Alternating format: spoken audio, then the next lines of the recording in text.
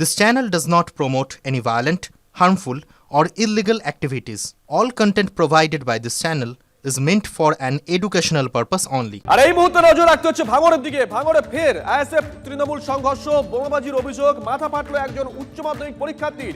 এই মুহূর্তে ভাঙড়ের দিকে নজর রাখছি আমরা। ভাঙড়ে ফের আইএসএফ তৃণমূল সংঘর্ষ, বোমাবাজির অভিযোগ, মাথা ফাটলো এক উচ্চ মাধ্যমিক পরীক্ষার্থীর। পোলেরহাট থানার সাতুলিয়া এলাকায় তৃণমূল নেতা কালু মোল্লা ও তার পরিবারের নামে গালিগালাজের অভিযোগ আইএসএফ এর বিরুদ্ধে। প্রতিবাদ করায় উচ্চ মাধ্যমিক পরীক্ষার্থী রিজওয়ান ইসলামকে মেরে মাথা ফাটিয়ে দেওয়া হয় বলে অভিযোগ অস্বীকার আইএসএফ এর। যার মাথা ফেটেছে তিনি ঠিক কি অভিযোগ করেছেন শোনাই। পড়াশোনা করা অবস্থায় বাড়ির পাশে থেকে যে খুব বোম পড়ছে, তারপরে আমার চাচার নামে খুব গালিগালাজ, দাদুর নামে গালিগালাজ। আমি বাড়ির বাইরে এসেছি, দেখলাম যে 20-15 জনের লোক।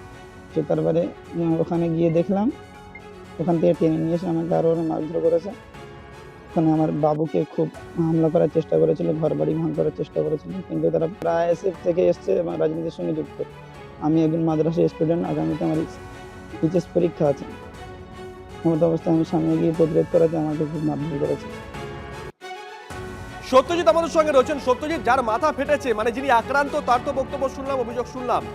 দুপক্ষ কি বলছে? এখনো পর্যন্ত মুখ খুলেছে কেউ? পুলিশের ভূমিকা এখনো পর্যন্ত?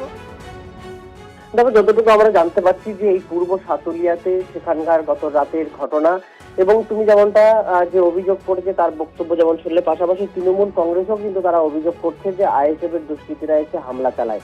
পাশাপাশি আইএসএফ এরাও তাদেরও যুক্তি যে তারা যখন তাদের দলীয় কর্মসূচি এসআইআর সংক্রান্ত বিষয় নিয়ে বাড়ি বাড়ি যাচ্ছিলেন, সেই সময় তৃণমূলের লোকজন এসে তাদের উপরে হামলা চালিয়েছে। ফলত বলা যেতে পারে যে বিধানসভা ভোটের আগে প্রত্যেক দিনই ছোট ছোট বিষয়কে কেন্দ্র করেই কিন্তু রাজনৈতিক উত্তাপ বাড়ছে। এক পক্ষ আরেক পক্ষকে মারধর করছে, সেই নিয়ে কিন্তু অভিযোগ উঠছে। গতকালের ঘটনা ঠিক অনুরূপ ভাবেই কিন্তু ঘটেছে। ঘটনা তদন্তে পোলেরহাট থানার পুলিশ আধিকারিকরা। শুভজিৎ, নজর রাখো।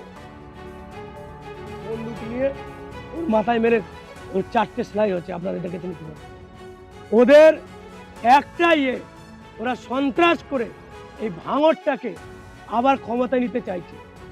ভাঙড়ের মানুষ, সাধারণ মানুষকে ধন্যবাদ জানাবো যে ওই দুই ভাইয়ের ভণ্ডমূলটাকে জেনে গেছে বলেই তারা 24-এ আমাদেরকে বিপুল ভোট দিয়ে জয়যুক্ত করেছে। করব 24 ঘন্টার মধ্যে যদি অ্যারেস্ট না করে, আমরা জনগণ নিয়ে এর যোগ্য জবাব অক্ষরে অক্ষরে 48 ঘন্টার মধ্যেই দেব।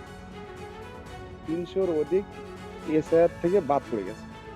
এমন টাইমে হান্নানপাড়ার দিকে গিয়েছে আমাদের ছেলেগুলোরা ওই এসআইআর বিষয় নিয়ে তৃণমূলী রাষ্ট্রের দুষ্কৃতীরা হঠাৎ করে আমাদের আইএসএফ এর ছেলেগুলোর উপরে হামলা চালায়। দিলে এখন মোটামুটি আমাদের একটা আইএসএফ এর বাড়ি ভাঙচুর করে, মারধর করে, দুটো ছেলের দোকান না পাচারি ভাঙচুর করে, লুটপাট করে তৃণমূলরা। ওরা ভয় পাচ্ছে, আমরা মানুষের বাড়ি বাড়ি যাচ্ছে, মানুষ আমাদের সাথে আছে, ওই জন্য ভয় পাচ্ছে আর আতঙ্ক করে মানুষের কাছে বিদ্রোহের সৃষ্টি করছে, যাতে না আমার মানুষের পাশে না থাকতে পারি।